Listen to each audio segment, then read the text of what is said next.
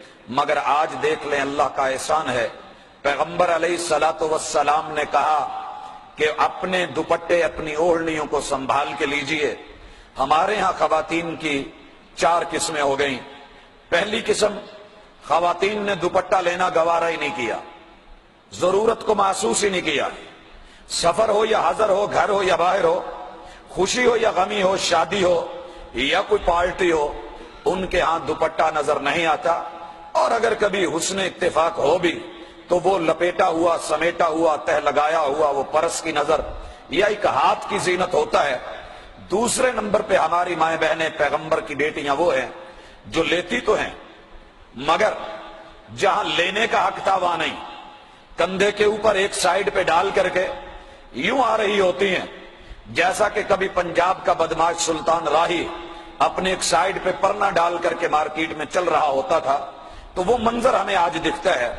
تیسرے نمبر پہ جو سر پہ رکھتی ہیں، رکھنے والی وہ اتنا باریک ہوتا ہے کہ لیے ہوئے میں اور نہ لیے ہوئے میں کوئی فرق نظر نہیں آتا۔ کاسیات عاریات، محبوب علیہ الصلوۃ والسلام نے کہا تھا اللہ رب العزت نے لعنتیں برسائی ہے ایسی خاتون کے اوپر کہ جو پہننے والی بھی ہے لیکن ننگی بھی ہے، لوگوں کی نظروں میں اور اپنے خیال میں لباس پہن کے آئی ہے لیکن وہ ننگی ہے۔ اور چوتھی قسم کہ جو لے رہی ہیں ان کا ڈیزائن یہ ہے، کسی مجلس میں ہوں، کسی سفر میں ہوں، حضر میں ہوں، کسی بھی مقام پہ ہوں، پبلک پوائنٹ پہ ہوں، سر پہ ایک مرتبہ لیں گی، پھر جھٹکا دے کے اس کو اتاریں گی، پھر اس کو سر پہ لیں گی، پھر جھٹکا دیں گے، اتاریں گے۔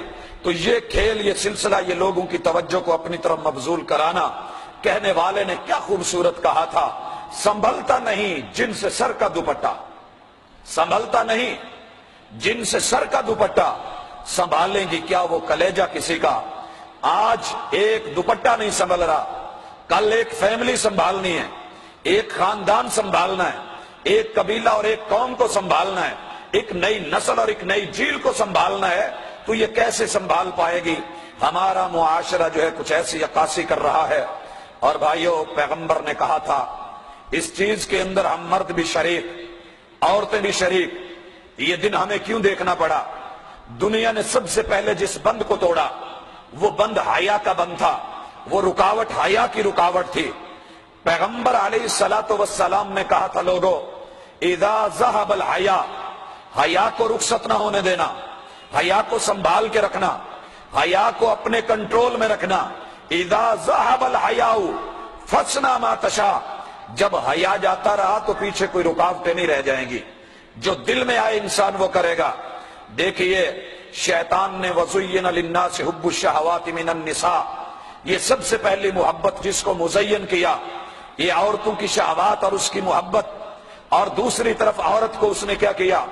ذوق تبرج دیا، ذوق خود نمائی دیا، ذوق حسن دیا، ذوق آرائش اور زیبائش دیا۔ اس کو گھنٹوں جو ہے کہاں بٹھایا؟ آئینے کے سامنے، آئینے کے سامنے بٹھا کر کے اس کو بنا سنوار کر کے بیوٹی پارلروں میں لے آ کر کے ایک شاپنگ کرنے کے لیے بازار میں جانا ہے، اتنا لمبا چوڑا وقت لگا کر کے پھر بازار میں لاتا ہے، اور ادھر حاجی صاحب کاؤنٹر پہ بیٹھے ہوتے ہیں اور ان کا جو ہے نیچے سے ٹھوڑی کو ہلا کے کہتا ہے حضرت اب بھی نہ دیکھو تو آپ کی بدبختی ہے، یہ دیکھنے کی چیز ہے، اسے بار بار دیکھ۔ اور پھر دیکھنے والا اسے بہت دور تک دیکھتا جاتا ہے۔ کون ہے؟ حوا کی بیٹی ہے، کون ہے؟ محمد صلی اللہ علیہ وسلم کی بیٹی ہے، کون ہے؟ مسلمانوں کی عورت ہے، کون ہے؟ یہ کسی مسلمان کی ماں ہے، کون ہے؟ کسی مسلمان کی بہن ہے، کون ہے؟ کسی مسلمان کی بیوی ہے اور کسی مسلمان کی بہو ہے۔ اللہ اکبر!